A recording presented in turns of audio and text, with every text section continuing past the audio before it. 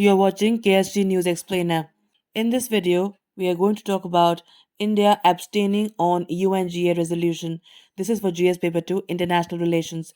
India demanded safe and uninterrupted passage for all its nationals, including students still stranded in Ukraine and cities in the conflict zones, as it abstained in the UN General Assembly on a resolution deploring Russian aggression against Ukraine and reiterated that differences can only be resolved through dialogue and diplomacy. Now, what is this all about?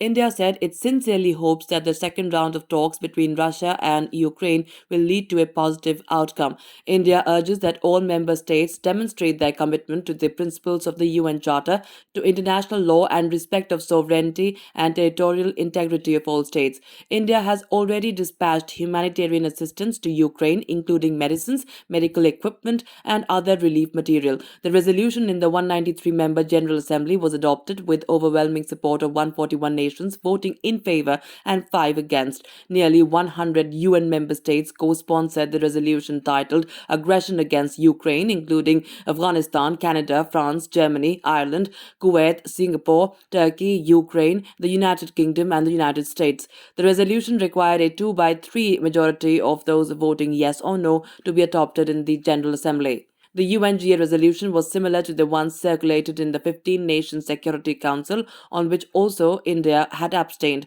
The UNSC resolution, which received 11 votes in favor and 3 abstentions, was blocked after permanent member Russia exercised its veto. That's it for this explainer. Thank you so much for watching. To join KSG India courses and to crack the IELTS exam, visit ksgindia.com. You can also get a PDF of this explainer on ksgindia.com. Thanks for watching.